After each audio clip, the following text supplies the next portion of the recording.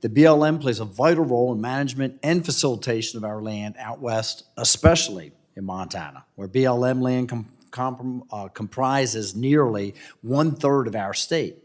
However, under the current radical administration, we witness a harmful trend where BLM's land management decisions are working against the very communities and residents the agencies is meant to serve.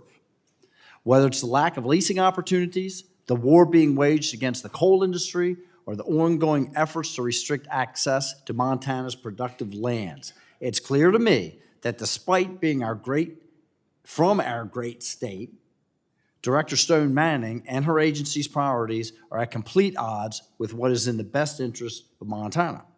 I'm eager to hear from both her and Director Sams about why they believe they deserve a $120 million increase in total funding.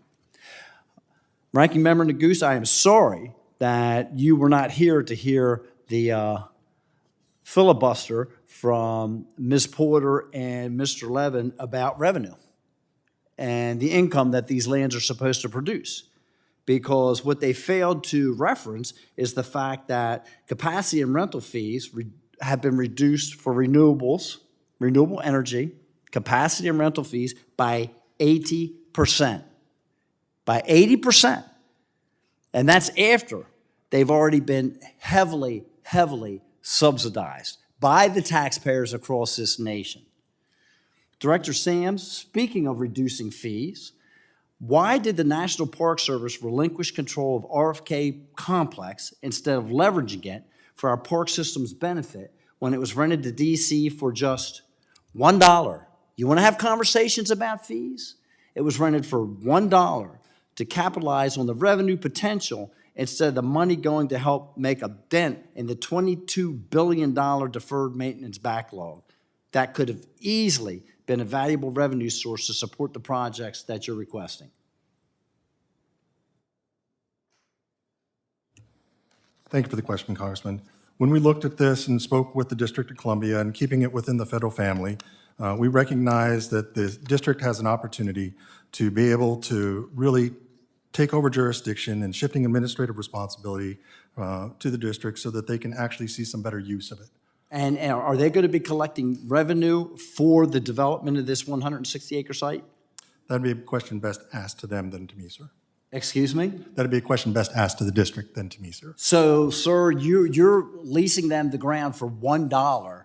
They're going to generate a development of 160 acres of some of the most prime real estate in the country, and you don't think that they're going to generate revenue, or didn't think to ask, are they going to generate revenue, and possibly that some of that revenue should be going back to the taxpayers so that we could utilize it for our park system? Sir, it is Congress who will be leasing that to them in the direction of Based Congress. upon the recommendation of the National Park Service. So we don't know about the revenue that the District of Columbia is going to generate from 160 acres, but we are very concerned about someone who's developing the resources to help heat our homes and power our vehicles to push freight across this country. And yet, on the other hand, we're going to reduce the leases and the revenue that's generated by renewables for the capacity and rental fees by 80%. But the District of Columbia is going to make sure that they collect and retain all of the revenue.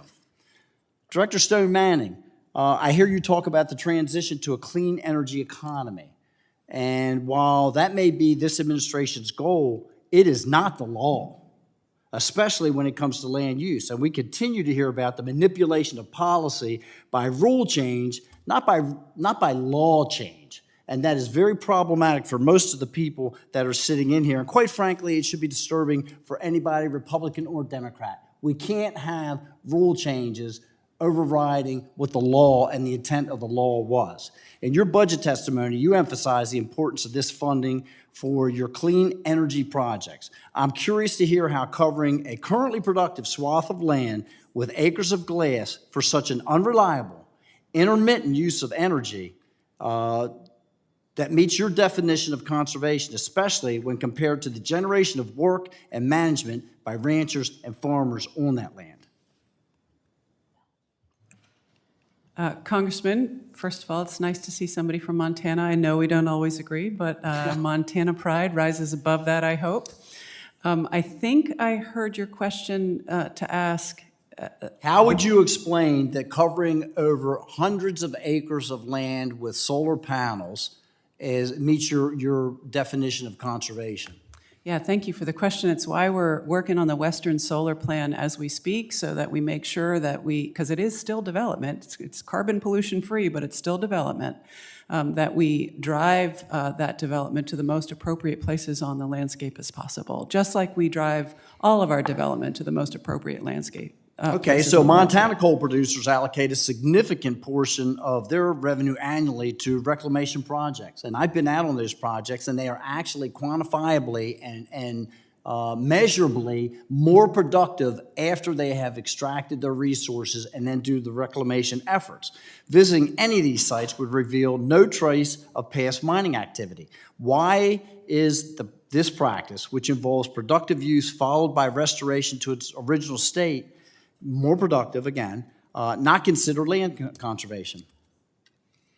Congressman, the concern, of course, with that work is the coal that is burned, right? It's not about the landscape that is reclaimed after the coal is dug up. The concern is about driving our economy towards a clean energy economy. And so again, that we continue to hear about going to a clean energy economy, but again, we're superseding the law and the intent of the law and the Taylor Grazing Act and the use of those lands by abusing the rulemaking process. Mr. Chair, thank you so much for my time. I yield back. Gentlemen.